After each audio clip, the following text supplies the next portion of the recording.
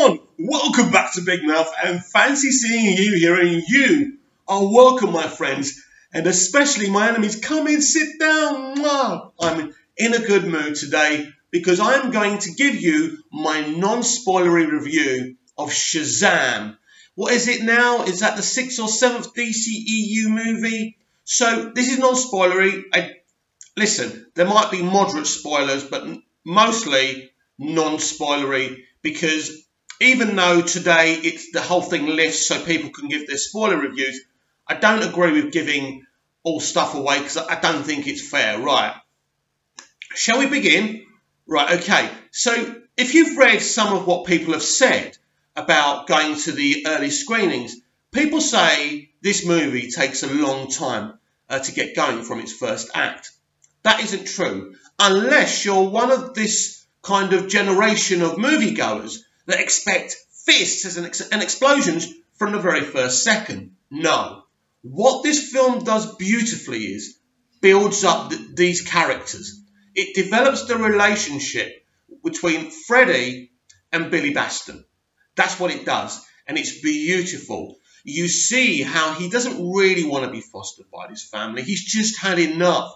He's going from family to family.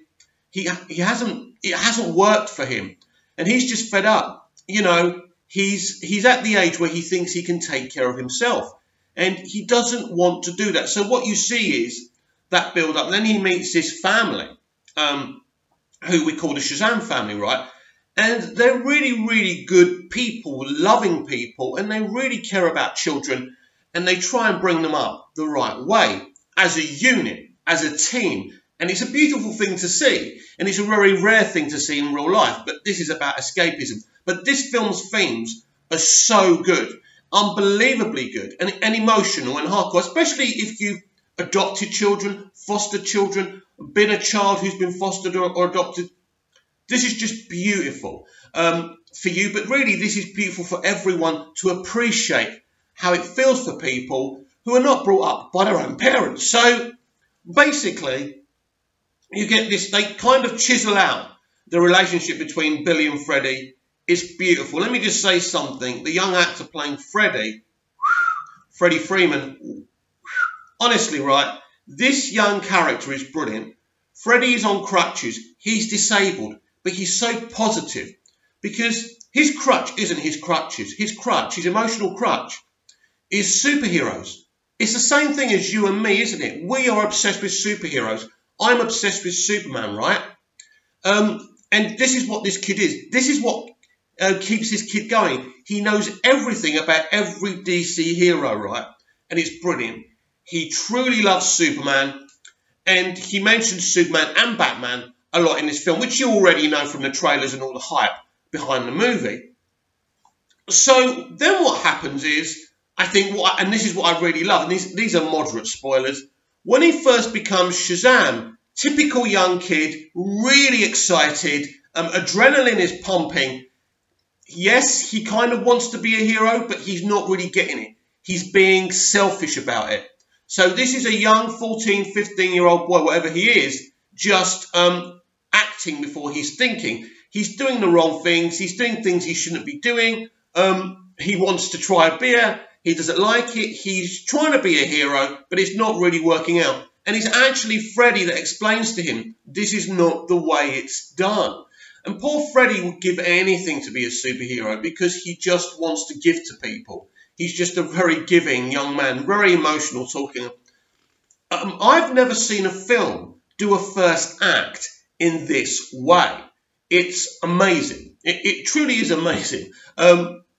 They actually take their time to build up the concept and the characters, the dynamics and the relationships. And that works. That is not boring. That is brilliant, because when you get to the second and third act, you appreciate what they've done in the first act. So this film was not rushed. This film, they take their time to build the emotional levity there. And this is what I love about this film. There's nothing I don't like about this film, by the way. It's so well written. And it's really well directed. Now, I was watching a non-spoiler review the other day, and I was staggered by this. They said, oh, the CGI is not very good because it's not high budget. Be careful of idiots this is my warning to you. Be careful of idiots who've never worked in CGI who profess to know what good and bad CGI is. Apparently, Doomsday and Batman v Superman was bad CGI. No. Stunning CGI anyway, right? I know people who work in CG and they're very passionate about their craft. And, you know, one thing that pisses them off is people who don't know about the tech and actually think they know. People know what they want to see, but just because you see CGI the way you don't want it doesn't make it bad CGI. It means it's the way that you don't like it. It's from your point of view. But the CGI people have done a great job. It's a great talent, you know. What I love about this film, it's not an over CGI fest. There are elements there because it's a superhero film. This film, and I've said this to you before, is a love letter to everyone who loves the DCEU. This is David F. Sandberg's love letter to Zack Snyder. But this is more than that. It's a love letter to everything DC. I think one of the most hilarious moments, and this is kind of a modicum of spoiler, but I think you may have seen the TV spot, is when Dr. Sivana's from a distance and he's telling him what he's going to do to him, and he's going, I don't know, you're monologuing or whatever he says, but I can't hear you from that distance, you're wasting your time. And then Shazam just goes and punches him one. Hilarious, because this is a superhero trope we see a lot. They're standing from a distance. So they kind of do have some spoof superhero moments, and this is what I'm afraid of, that people think it's a spoof. It's not. It's a funny look at superhero movies and the way superheroes and comics are done, but it's never taken this. You know, this is made with a love of comics and superheroes. It really is a beautiful film. It's a passionate film. It's an emotional film. It's about the heart. This, you know, in this day and age, when you go onto social media and all you do is get hate this, hate that, I hate you, you don't agree with me, I want to, you know, but this film, the characters have a fondness and an empathy for each other. Obviously not Shazam and Dr. Sivana, but you know what I mean. So, as a lot of people have already said, you come out this film smiling. And this film isn't the sitcom that it's displayed to be in the trailers. We're very good about the trailers, right? And once you watch the film, the third act is amazing. There's a big reveal near the end that I'm obviously not going to tell you about, but if you're a DC fan, if everyone, right, what I love about this film, and when I did my Superman movie video yesterday, I was talking about making a Superman film for everyone, and someone said, well, you can't please everyone. The moment you stop trying to do that is the moment you should get out of town. This film has managed to please everyone, so why can't a Superman film do that? Please everyone who loves all these different versions, right? We always get the arguments between Man of Steel fans and Superman the movie fans, and I love both movies, but people are always pitting them against each other, and I don't get that. There's no need for that. You can love both movies. But so this really is, I think, a lot of people, because what's interesting about this, it's got the humour the MCU movies have, but it's got the darkness and the emotional levity that the MCU are afraid to do now, because the MCU have become successful from what they do. So there's an old saying in the UK, if it ain't broke, don't fix it, right? So I think, but this actually takes what the MCU do, but mixes it with what the DCEU have already done.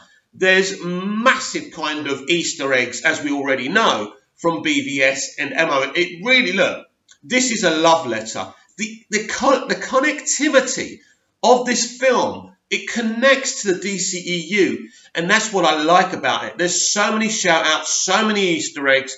If you love what you've seen in the DCEU so far, you're going to sit there munching on your popcorn and enjoying yourself. This is not Shakespeare. This is not Sir Laurence Olivier. This is a fun, popcorn-chomping film, but it has a bite to it.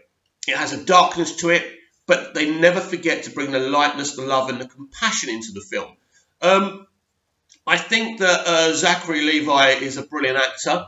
I was a bit dubious and sceptical when he was first cast, because when I look at all the artwork for Shazam in the history of the character, and even when he's been done animated, I thought, what?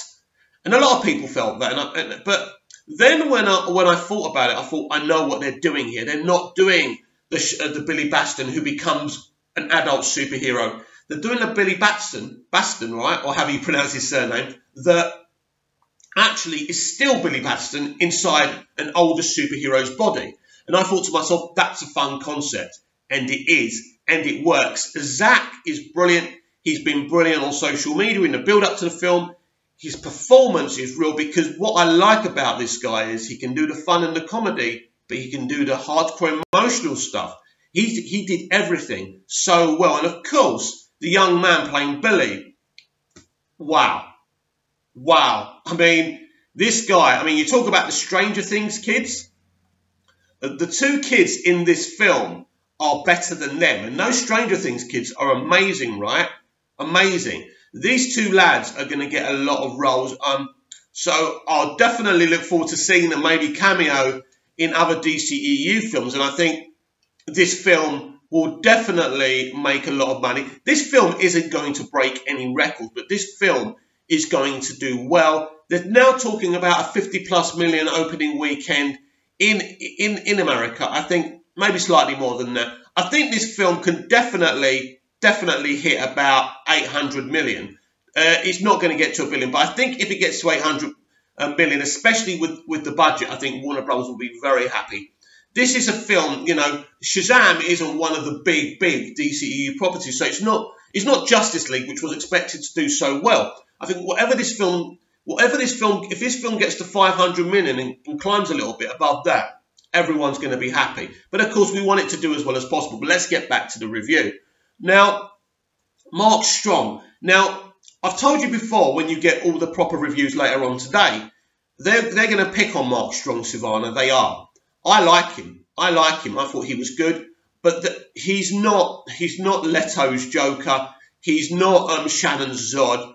He is a good supervillain, really good. I enjoyed him. In fact, even he makes me laugh at times, because obviously Shazam's mocking him a lot, which is fun. And Dr. Sivana doesn't take that line down, but he's a really good supervillain. But for anyone and critic who expects the supervillain to dominate a movie, you're probably not going to be singing this guy's praises. So if there's any kind of negative reviews in any parts, it's going to be on Dr. Sivana. But me personally, I thought Mark Strong was brilliant. I enjoyed him. He did what he needed to do. But he's not one of those supervillains you're going to be remembering for a long time. But that's not the point. This film is about Billy's journey. It's about Freddy. You know, it's about the Shazam family. It's about Billy becoming a superhero and actually accepting the fact that even though he's a kid, this mantle is his now. And he has to do it the right way, because as he finds out in this film, the dark things that are coming his way, not just in this film, but in future adventures, are a big deal. And if he doesn't stop them, then everyone's in trouble. So as a young man, he's got to take on this mantle, and I love that. And this is why I like the way they slowly built up the first act, because what they do is, very intelligently, they want to sow all the seeds together. They want to show you at the beginning that he's a kid, he's really immature. See, for me, immaturity isn't about age, it's about mentality. And this film shows that on every level. I really did enjoy this film. It's a 5 out of 5 experience. The DCEU being run by New Line Cinema, Walter Hamada, is very interesting. What is quite interesting as well, that they're kind of in charge of all these films, but they don't seem to be. Peter Safran doesn't seem to be involved with Wonder Woman 1984. So there could be some danger signs there, but we'll see. I'm looking forward to it. I love the first Wonder Woman. Not only one of the best CBMs I've ever seen, one of the best films I've ever seen. And I know Captain Marvel's beaten Wonder Woman in the box office race, but at the end of the day, in the race of quality, Wonder Woman wins hands down. So I hope you enjoyed my non-spoilery Shazam review. I enjoyed it. Go and see it. Go and watch it loads of times. Let's build the momentum up. Now, of course, soon we'll not be talking about Shazam so much. We'll be talking about the Joker movie. And they've actually revealed Joaquin Phoenix in a picture. Todd Phillips, the director, has released a black and white still of him sitting there, looking very solemn, very thoughtful as Arthur Fleck. I can't wait for this movie because I don't know what it's going to be. And I'm really, really excited for that. So please comment down below. Like, share and subscribe. And I shall see you again soon.